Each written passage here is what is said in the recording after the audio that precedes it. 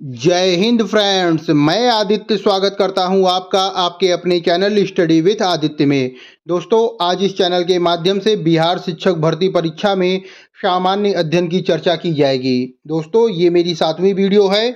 इससे पहले मैं 6 वीडियो को लेकर आया हूं। अगर अभी तक आपने उन वीडियो को नहीं देखा है तो प्लेलिस्ट में जाकर उन सभी वीडियो को देख लीजिए। सभी वीडियो बहुत ही अधिक इंपॉर्टेंट है, क्योंकि इन सभी वीडियो में उन प्रश्नों को समाहित किया गया है जो कि बीपीएससी द्वारा विभिन्न परीक्षाओं में पूछे गए हैं। और मैं इस चैनल के माध्यम से डेली 50 सवाल लेकर आता हूं और ये सभी सवाल एनसीईआरटी के बेस पर होते हैं। इसलिए अगर अभी तक आपने चैनल को सब्सक्राइब नहीं किया है तो चैनल को सब्सक्राइब जरूर कर लीजिए। चलिए आज की वीडियो शुरू करते हैं। आज का हमारा पहला सवाल है, दादा भाई नौरोजी को आमतौर पर किस नाम से जाना जाता है। इंपॉर्टेंट सवाल है। क्या पूछा गया है प्रश्न में कहा गया है कि दादा भाई नौरोजी को आमतौर पर किस नाम से जाना जाता है। ऑप्शन दिया गया है पंजाब केसरी, गुजरात रत्न, गुरुदेव या grand old man of India. सही जवाब है option D, grand old man of India के नाम से दादा भाई नौरोजी को जाना जाता है। आइए अगला प्रश्न देखते हैं। प्रश्न संख्या 2 है, वर्ष 1916 में भारतीय राष्ट्रीय कांग्रेस के लखनऊ अधिवेशन की अध्यक्षता किसने की थी। मोस्ट इंपॉर्टेंट सवाल है, याला परीक्षा में जरूर पूछा जा सकता है। क्या कहा गया है प्रश्न में कहा गया है कि वर्ष 1916 में भारतीय राष्ट्रीय कांग्रेस के लखनऊ अधिवेशन की अध्यक्षता किसने की थी। ऑप्शन दिया गया है एनी बेसेंट, लाला लाजपत राय, मोतीलाल नेहरू या एसी मजूमदार। सही जवाब है ऑप्शन डी, एसी मजूमदार ने की थी। कौन सी अध्यक्षता? लखनऊ अधिवेशन की अध्यक्षता, जो कि वर्ष 1916 में हुआ था, उसकी अध्यक्षता एसी मजूमदार ने की थी। इनका पूरा नाम है अंबिका चरण मजूमदार।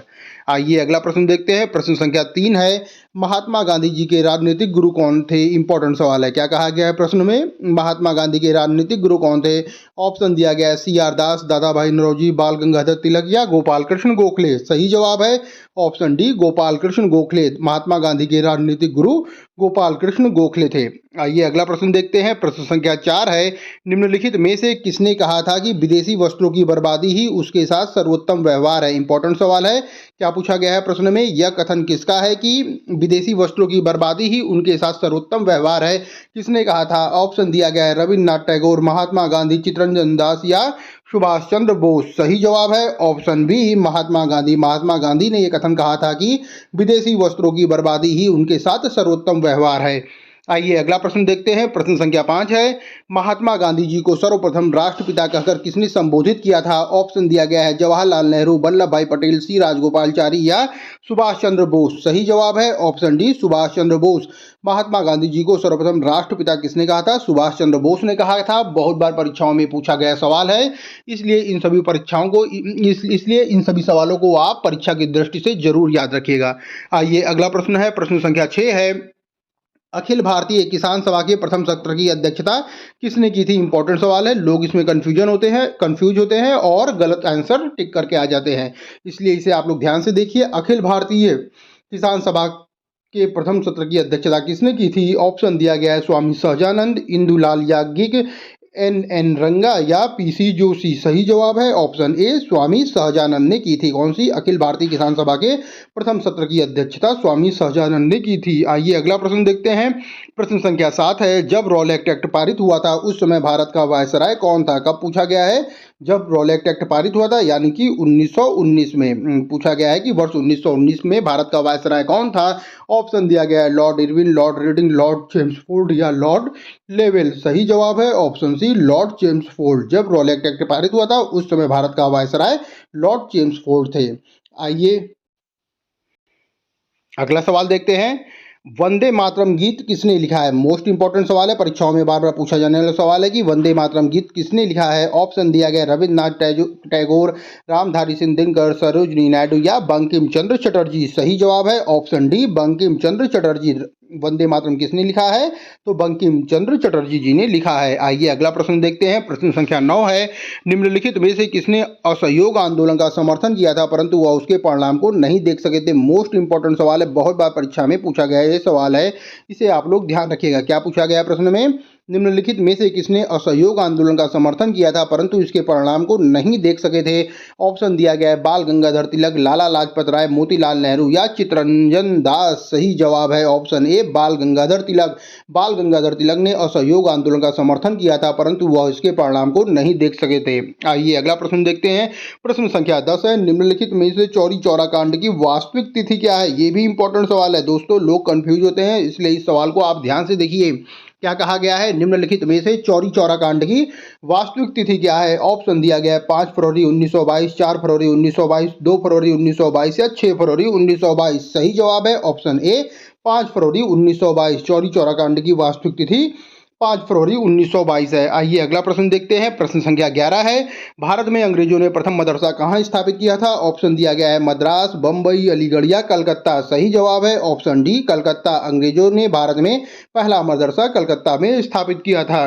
दोस्तों अगर अभी तक आपने हमारे चैनल को सब्सक्राइब नहीं किया है तो चैनल को सब्सक्राइब जरूर कर ले, क्योंकि चैनल के माध्यम से मैं डेली सामान्य अध्ययन, सामान्य विज्ञान और करंट अफेयर्स जो कि बिहार से संबंधित है उसकी क्लास लेकर आता हूं, और जो कि परीक्षाओं के लिए बहुत ही अधिक इंपॉर्टेंट होती है, इसलिए आप चैनल को सब्सक्राइब जरूर कर ले। आइए प्रश्न संख्या 12 देखते हैं। वर्ष 1878 का वर्नाकुलर प्रेस एक्ट किसके द्वारा रद्द किया गया था? इंपॉर्टेंट सवाल है। इसमें पूछा गया है कि वर्नाकुलर प्रेस एक्ट किसके द्वारा रद्द किया गया था? ऑप्शन दिया गया है Lord Ripon, Lord Lytton, Lord Curzon या लॉर्ड मिंटो। सही जवाब है option A Lord Ripon. Lord Ripon के द्वारा वर्नाकुलर प्रेस एक्ट को रद्द किया गया था। ये कब आया था? वर्ष 1878 में आया था, जिसको लॉर्ड रिपन के द्वारा रद्द कर दिया गया था। आइए अगला प्रश्न देखते हैं। प्रश्न संख्या 13 है, भारतीय ब्रह्म समाज के संस्थापक कौन थे? मोस्ट इंपॉर्टेंट सवाल है, लोग गलत जरूर करते हैं, इसलिए आप लोग इस सवाल को ध्यान से देखिए। आगे भारतीय शब्द यूज किया गया है, इसलिए इसका आंसर गलत हो रहा है। अगर ब्रह्म समाज होता तो ब्रह्म समाज के संस्थापक कौन थे? राजा राम मोहन राय थे, लेकिन यहाँ पे पूछा गया है कि भारतीय ब्रह्म समाज के संस्थापक कौन थे। ऑप्शन दिया गया है देवेंद्र नाथ टैगोर, ईश्वर चंद्र विद्यासागर, केशव चंद्र सेन या राजा राम मोहन राय। सही जवाब है ऑप्शन सी केशव चंद्र सेन। केशव चंद्र सेन जो है वो भारतीय ब्रह्म समाज के संस्थापक थे। अगर यही पूछा जाता कि ब्रह्म समाज के संस्थापक कौन थे, तब राजा राम मोहन राय होता। आइए इसके कुछ महत्वपूर्ण बिंदु के बारे में देखते हैं। महत्वपूर्ण बिंदु में कहा गया है कि अगर ब्रह्म समाज के संस्थापक के बारे में पूछा जाए तो सही जवाब होगा राजा राम मोहन राय। यदि आदि ब्रह्म समाज के संस्थापक के बारे में पूछा जाए तो देवेंद्र नाथ टैगोर होगा। इसको भी आप लोग ध्यान रखिएगा। दूसरा पॉइंट भी इसमें इंपॉर्टेंट है। क्या कहा गया है? अगर आदि ब्रह्म समाज के संस्थापक के बारे में पूछा जाए तो देवेंद्र नाथ टैगोर सही है, और अगर यहीं पे भारतीय ब्रह्म समाज के बारे में पूछा जाए तो केशव चंद्र सेन उसका सही जवाब होगा। आइए अगला प्रश्न देखते हैं। प्रश्न संख्या 14 है, अध्यक्षीय संबोधन के समय जिस कांग्रेस अध्यक्ष ने हिंदी भाषा के लिए रोमन लिपि को लागू करने की वकालत की थी, वे कौन थे? इंपॉर्टेंट है। क्या पूछा गया है प्रश्न में? प्रश्न में कहा गया है कि अध्यक्षीय संबोधन के समय जिस कांग्रेस अध्यक्ष ने हिंदी भाषा के लिए रोमन लिपि लागू करने की वकालत की थी वह कौन था? आपके ऑप्शन दिए गए हैं। आपके ऑप्शन है महात्मा गांधी, जवाहरलाल नेहरू, अबुल कलाम आजाद या सुभाष चंद्र बोस। 4 ऑप्शन दिए गए हैं। ऑप्शन इसमें सही है ऑप्शन डी सुभाष चंद्र बोस। अध्यक्षीय संबोधन के समय सुभाष चंद्र बोस ने हिंदी भाषण के लिए रोमन लिपि को लागू करने की वकालत की थी। किसने किया था? सुभाष चंद्र बोस ने। आइए अगला प्रश्न देखते हैं। प्रश्न नंबर 15 है, स्वतंत्रता संग्राम के दौरान सबसे कम आयु में कौन शहीद हुए थे? मोस्ट इंपॉर्टेंट सवाल है, बहुत बार परीक्षाओं में पूछा गया सवाल है। अगर आप लोग को अभी इसका आंसर नहीं पता है तो एक बार देख लीजिए। क्या पूछा गया है? स्वतंत्रता संग्राम के दौरान सबसे कम उम्र में कौन शहीद हुए थे? ऑप्शन दिया गया है सुखदेव, अशफाक उल्ला खान, खुदीराम बोस या हेमू कालाणी। सही जवाब है ऑप्शन सी खुदीराम बोस। खुदीराम बोस जो थे वो स्वतंत्रता संग्राम के दौरान सबसे कम आयु में शहीद हुए थे। आइए अगला प्रश्न देखते हैं। प्रश्न संख्या 16 है, क्या कहा गया प्रश्न संख्या 16 में? मृदा अपरदन रोका जा सकता है, निम्न में से किसके द्वारा मृदा अपरदन रोका जा सकता है? ऑप्शन दिया गया अति चराई द्वारा, वनस्पति के उन्मूलन द्वारा, वनारोपण द्वारा या पक्षी संख्या में वृद्धि करते के। सही जवाब है ऑप्शन सी वनारोपण द्वारा। मृदा अपरदन कैसे रोका जा सकता है? वनारोपण के द्वारा रोका जा सकता है। आइए अगला प्रश्न देखते हैं। प्रश्न संख्या 16 है, तकला मकान मरुस्थल कहाँ अवस्थित है? मोस्ट इंपॉर्टेंट सवाल है, पूछा गया सवाल है। क्या पूछा गया है कि तकला मकान मरुस्थल कहाँ अवस्थित है? ऑप्शन दिया गया है अफगानिस्तान, चीन, कजाकिस्तान या मंगोलिया। सही जवाब है ऑप्शन बी चीन। चीन में कौन सा है? तकला मकान मरुस्थल जो है वो चीन में अवस्थित है। आइए अगला प्रश्न देखते हैं। प्रश्न संख्या 18 है, निम्न में से किस नदी पर शिव समुद्रम जलप्रपात अवस्थित है? ये भी इंपॉर्टेंट सवाल है, बहुत बार पूछा गया सवाल है परीक्षाओं में। क्या कहा गया है कि किस नदी पर शिव समुद्रम जलप्रपात अवस्थित है?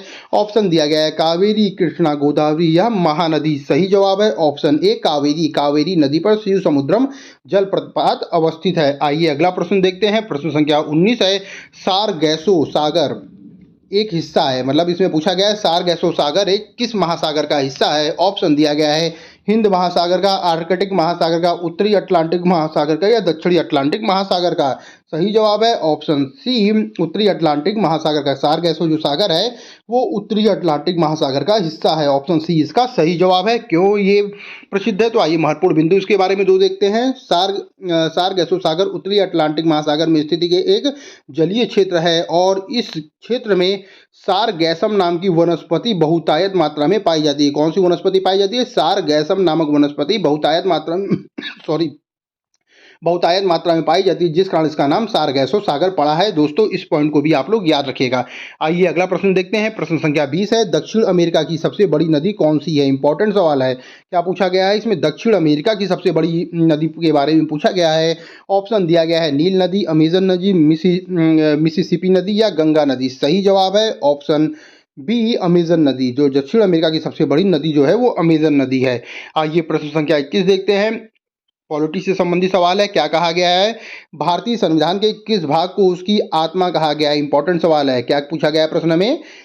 भारतीय संविधान के किस भाग को उसकी आत्मा कहा गया है? ऑप्शन दिया गया है प्रस्तावना, मौलिक अधिकार, राज्य के नीति निर्देशक तत्व या संविधान के सभी अनुच्छेद। सही जवाब है ऑप्शन ए प्रस्तावना। भारतीय संविधान के प्रस्तावना को उसकी आत्मा कहा गया है। किसकी? संविधान की आत्मा कहा गया है प्रस्तावना को। आइए प्रश्न संख्या 22 देखते हैं।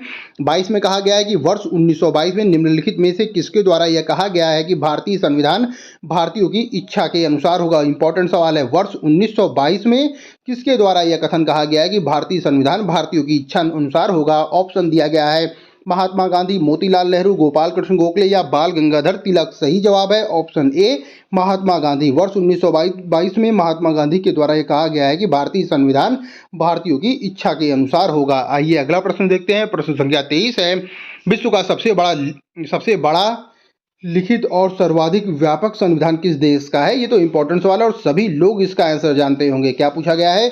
विश्व का सबसे बड़ा लिखित और सर्वाधिक व्यापक संविधान किस देश का है? ऑप्शन दिया गया है ब्रिटेन, भारत, कनाडा या दक्षिण अमेरिका। सही जवाब है ऑप्शन बी भारत। विश्व का सबसे बड़ा लिखित एवं सर्वाधिक व्यापक संविधान भारत देश का है।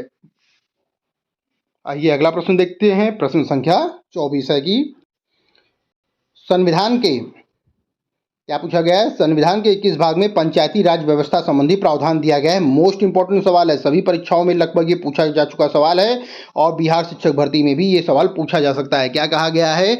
संविधान के किस भाग में पंचायती राज व्यवस्था संबंधी प्रावधान दिया गया है? ऑप्शन दिया गया है भाग 6, भाग 3, भाग 4A या भाग 9 में। सही जवाब है ऑप्शन डी भाग 9 में कहा गया है। किसके बारे में प्रावधान दिया गया है? पंचायती राज व्यवस्था के बारे में प्रावधान दिया गया है। आइए अगला प्रश्न देखते हैं। प्रश्न संख्या 25 है, वर्ष 1924 में किसके द्वारा ब्रिटिश सरकार ने यह मांग की है कि भारतीय संविधान के निर्माण के लिए संविधान सभा का गठन किया जाना चाहिए? इंपॉर्टेंट सवाल है। किसके द्वारा ब्रिटिश सरकार से यह मांग की गई थी? कब? वर्ष 1924 में कि भारतीय संविधान के निर्माण के लिए संविधान सभा का गठन किया जाना चाहिए। ऑप्शन दिया गया है MN रॉय के द्वारा, महात्मा गांधी, मोतीलाल नेहरू या गोपाल कृष्ण गोखले। सही जवाब है ऑप्शन सी मोतीलाल नेहरू के द्वारा वर्ष 1924 में ब्रिटिश सरकार से यह मांग की गई थी कि भारतीय संविधान के निर्माण के लिए संविधान सभा का गठन किया जाना चाहिए। इंपॉर्टेंट सवाल है याला भी। आइए अगला प्रश्न देखते हैं। प्रश्न संख्या 26 है, भारतीय संविधान का कौन सा लक्षण आयरिश संविधान से अनुप्रेरित है? यानी कि पूछा गया है कि भारतीय संविधान का कौन सा लक्षण या कौन सा सिद्धांत या कौन सा भाग जो है वो आयरलैंड के संविधान से लिया गया है? ऑप्शन दिया गया है नीति निर्देशक सिद्धांत, राज्य के सदस्यों के मनोनयन का सिद्धांत या राष्ट्रपति के निर्वाचन की प्रक्रिया या मौलिक कर्तव्य। सही जवाब है नीति निर्देशक तत्व। कहाँ से कहाँ तक दिया गया है? 36 से लेकर 51 तक में ये दिया गया है भारतीय संविधान के, और ये लिया गया है आयरिश संविधान से लिया गया है या आयरलैंड के संविधान से लिया गया है। आइए अगला प्रश्न देखते हैं। प्रश्न संख्या 27 है, संविधान के किस भाग में संविधान संशोधन की प्रक्रिया का वर्णन किया गया है? मोस्ट इंपोर्टेंट सवाल है। क्या पूछा गया है? संविधान के किस अनुच्छेद में या नहीं संविधान के किस भाग में पूछा गया है कि संविधान संशोधन की प्रक्रिया का उल्लेख किया गया है? ऑप्शन दिया गया भाग 3, भाग 4, भाग 20 या भाग 21। सही जवाब है ऑप्शन सी भाग 20 में किया गया है। क्या? संविधान के भाग 20 में संविधान संशोधन की प्रक्रिया का उल्लेख किया गया है। अगर पूछ लिया जाए कि किस अनुच्छेद में किया गया है, तो अनुच्छेद है इसमें 368 अनुच्छेद है जिसमें संविधान संशोधन की प्रक्रिया का उल्लेख किया गया है। आर्टिकल भी आप लोग को याद रखना जरूरी है, क्योंकि कभी कभी भाग ना पूछ के आर्टिकल पूछ लेता है कि भारतीय संविधान के किस अनुच्छेद में संविधान संशोधन की प्रक्रिया का उल्लेख किया गया है, तो उसका जवाब होगा आर्टिकल 368 में प्रावधान किया गया है।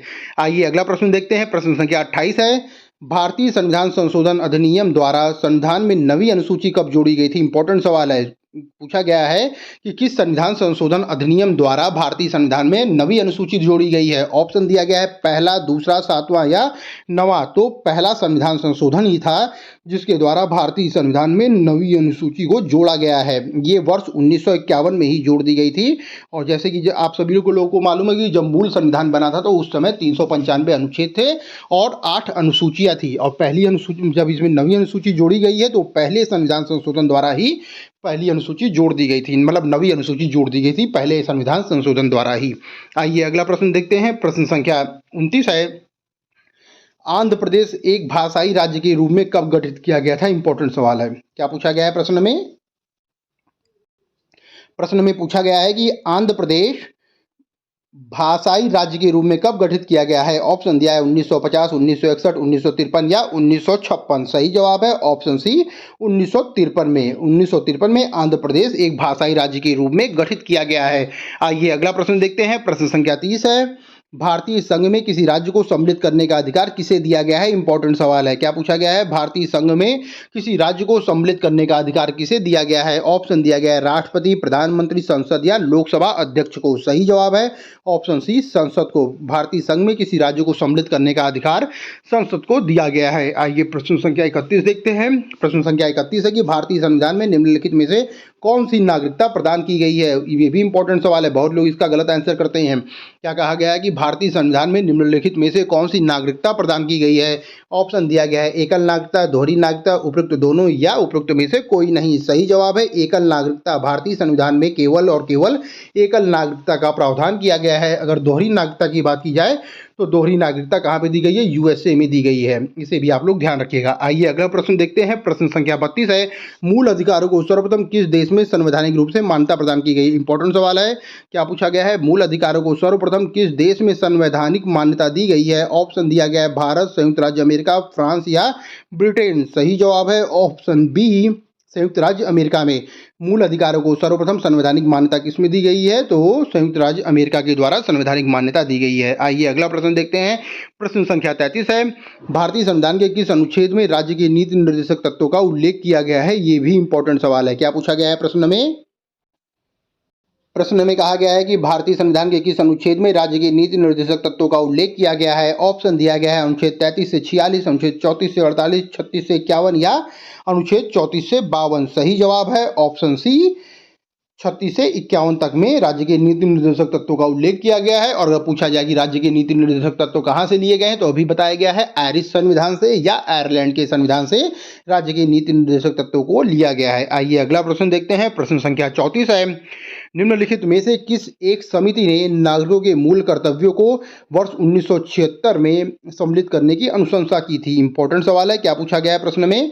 प्रश्न में कहा गया है कि निम्नलिखित में से कौन एक समिति थी जिसने नागरिकों के मूल कर्तव्यों को वर्ष 1976 में सम्मिलित करने की अनुशंसा की थी? ऑप्शन दिया है कोठारी समिति, बलवंत राय मेहता समिति, अशोक मेहता समिति या स्वर्ण सिंह समिति। सही जवाब है ऑप्शन डी स्वर्ण सिंह समिति। स्वर्ण सिंह समिति ने नागरिकों के मूल अधिकारों को वर्ष 1976 में सम्मिलित करने की अनुशंसा की थी, क्योंकि जब संविधान बना था तो उस समय मूल कर्तव्यों का उल्लेख नहीं किया गया था। बाद में इसको जोड़ा गया है।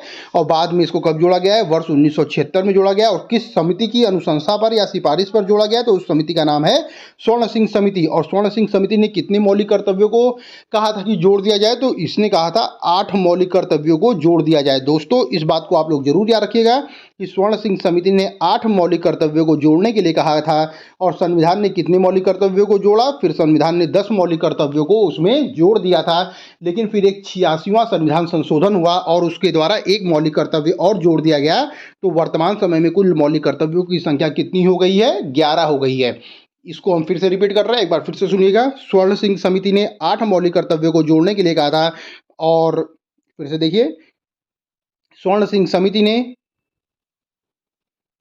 समिति ने 8 मौलिक कर्तव्यों को जोड़ने के लिए कहा था। संविधान ने 10 मौलिक कर्तव्यों को जोड़ा और फिर एक मौलिक कर्तव्य बाद में जोड़ा गया, वो 86वें संविधान संशोधन द्वारा 11वां मौलिक कर्तव्य जोड़ दिया गया था। इसे भी आप लोग ध्यान रखिएगा। आइए अगला प्रश्न देखते हैं। प्रश्न संख्या 35 है, भारत की संघीय व्यवस्थापिका को किस नाम से जाना जाता है? इंपॉर्टेंट सवाल है, शायद सभी लोग इसका उत्तर जानते हैं कि भारत की संघीय व्यवस्थापिका को किस नाम से जाना जाता है। ऑप्शन दिया गया है लोकसभा, राज्यसभा, प्रतिनिधि सभा या संसद। सही जवाब है ऑप्शन डी, संसद के नाम से राज्य की संघीय व्यवस्थापिका को जाना जाता है। आइए अगला प्रश्न देखते हैं। प्रश्न संख्या 36 है, मोस्ट इंपॉर्टेंट सवाल है, लोग कंफ्यूज हो जाते हैं। क्या पूछा गया है? संसद का स्थायी सदन क्या है? तो लोकसभा, राज्यसभा, उपरोक्त दोनों या उपरोक्त में से कोई नहीं। सही जवाब है ऑप्शन बी, राज्यसभा। संसद का स्थायी सदन कौन सा है? तो राज्यसभा है, जो कि कभी भी राज्यसभा भंग नहीं होती है, यद्यपि कि इनके सदस्यों का कार्यकाल पूरा होता रहता है।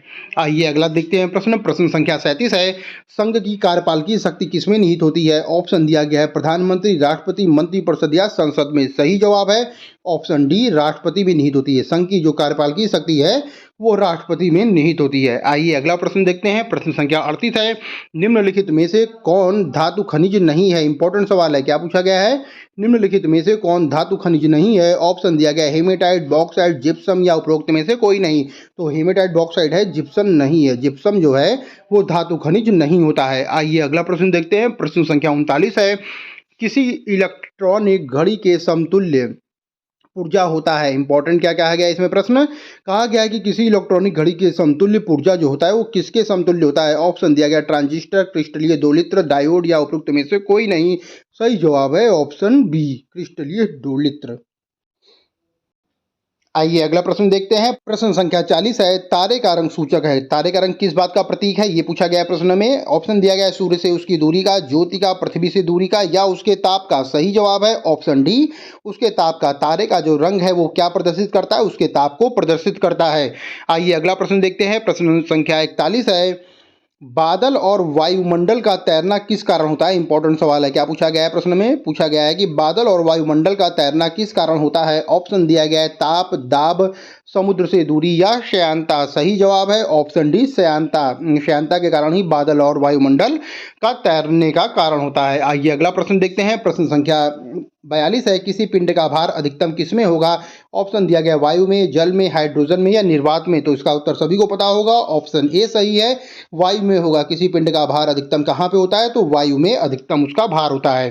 प्रश्न संख्या 43 है, डॉक्टरों द्वारा रोगी व्यक्ति के पेट की आंतरिक परीक्षा हेतु प्रयुक्त अंतर्दर्श एंडोस्कोप किस पर निर्भर करता है? ऑप्शन दिया गया है प्रकाश के परावर्तन पर निर्भर करता है, प्रकीर्णन पर निर्भर करता है, अपवर्तन पर निर्भर करता है या पूर्ण आंतरिक परावर्तन पर निर्भर करता है। सही जवाब है ऑप्शन डी, पूर्ण आंतरिक परावर्तन पर निर्भर करता है। डॉक्टरों द्वारा रोगी व्यक्ति के पेट की आंतरिक परीक्षा हेतु जो प्रयुक्त अंतर्दर्श होता है वो, यानी कि एंडोस्कोप जो होता है वो पूर्ण आंतरिक परावर्तन पर निर्भर करता है। आइए अगला प्रश्न देखते हैं। प्रश्न संख्या 44 है, परम शून्य ताप क्या होता है? बहुत ही अच्छा इंपॉर्टेंट सवाल है। क्या पूछा गया? परम शून्य ताप क्या होता है?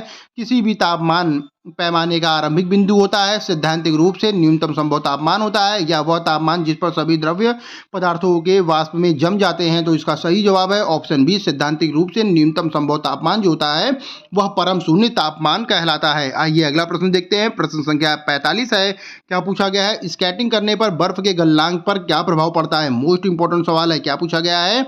स्केटिंग करने पर बर्फ के गलनांक पर क्या प्रभाव पड़ता है? गलनांक बढ़ जाता है, गलनांक घट जाता है, गलनांक शून्य हो जाता है या इसमें से कोई नहीं। सही जवाब है ऑप्शन ए, गलनांक बढ़ जाता है। स्केटिंग करने पर बर्फ के गलनांक में वृद्धि हो जाती है। आइए प्रश्न संख्या 46 देखते हैं। इसमें क्या कहा गया है? रेलवे पटरी के बीच में पत्थर क्यों दिया जाता है? इंपॉर्टेंट सवाल है। प्रश्न में पूछा गया है कि रेलवे पटरी के बीच में पत्थर क्यों दिया जाता है? ऑप्शन दिया गया है दबाव को कम करने के लिए, पानी निकालने के लिए, उपयुक्त दोनों या उपयुक्त में से कोई नहीं। सही जवाब है ऑप्शन सी, उपयुक्त दोनों। उपयुक्त दोनों का मतलब हो गया दबाव को कम करने के लिए और पानी निकालने के लिए ही रेलवे पटरी के बीच में पत्थरों को दिया जाता है, यानी कि इसका दोनों ही आंसर सही है। आइए अगला प्रश्न देखते हैं। प्रश्न संख्या 47 है, ट्यूबलाइट में ज्यादा प्रकाश क्यों होता है? इंपॉर्टेंट सवाल है, शायद इसका जवाब सभी को पता होगा। क्या पूछा गया है? ट्यूबलाइट में ज्यादा प्रकाश क्यों होता है? ऑप्शन दिया गया है प्रकाश ऊर्जा का तापीय ऊर्जा में परिवर्तन कम होता है, फिलामेंट नहीं होता है, पारा का वाष्पीय प्रभाव या अन्य कारणों से। सही जवाब है ऑप्शन सी, पारा का वाष्पीय प्रभाव। पारा के वाष्पीय प्रभाव के कारण ही ट्यूबलाइट में ज्यादा प्रकाश होता है। आइए अगला प्रश्न देखते हैं। प्रश्न संख्या 48 है, हवाई जहाज रनवे की ओर क्यों दौड़ता है? अब गति बढ़ाने के लिए, अपने पंखों को नियंत्रित करने के लिए, उपरोक्त दोनों या उपरोक्त में से कोई नहीं। सही जवाब है ऑप्शन सी, उपरोक्त दोनों, यानी कि अपनी गति को बढ़ाने के लिए और अपने पंखों को नियंत्रित करने के लिए ही हवाई जहाज रनवे पर दौड़ता है। आइए प्रश्न संख्या 49 देखते हैं। टेलीविजन के सामने जब हम पेंसिल को घुमाते हैं तो अनेक पेंसिल की छाया नजर आती है, ऐसा क्यों होता है? ये भी इंपॉर्टेंट सवाल है। क्या कहा गया है? टेलीविजन के सामने पेंसिल को जब घुमाया जाता है तो अनेक पेंसिल की छाया नजर आती है। क्यों? ऐसा क्यों होता है? ऑप्शन दिया गया है, विद्युत प्रकाश प्रभाव के कारण होता है, प्रकाश चुंबकीय प्रभाव के कारण, इलेक्ट्रॉनिक प्रकाश का प्रभाव होता है, या फोटोवोल्टिक प्रभाव होता है। सही जवाब है ऑप्शन डी, फोटोवोल्टिक प्रभाव के कारण ही जब टेलीविजन के सामने पेंसिल को घुमाया जाता है तो अनेक पेंसिल की छाया नजर आती है।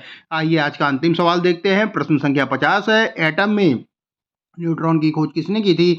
ऑप्शन दिया गया है, जे थॉमसन, चैडविक, रदरफोर्ड या न्यूटन। सही जवाब है ऑप्शन बी, चैडविक। एटम में जो न्यूट्रॉन की खोज की गई थी वो किसने की थी? चैडविक ने की थी। दोस्तों हमारी आज की वीडियो यहीं समाप्त होती है। अगर आप चैनल में नए हैं तो चैनल को लाइक करें, शेयर करें और सब्सक्राइब करें, क्योंकि इस चैनल के माध्यम से मैं daily Bihar current affairs, Bihar सामान्य ज्ञान और बिहार सामान्य अध्ययन से संबंधित प्रश्नों को लेकर आ रहा हूं, जो कि संख्या में 25 और 50-50 है, और साथ ही साथ मैं इसकी मैराथन क्लास भी लेकर आऊंगा। इसलिए अगर आप चैनल में नए हैं तो चैनल को सब्सक्राइब जरूर कर लें। Study with Aditya. Thank you friends. जय हिंद फ्रेंड्स।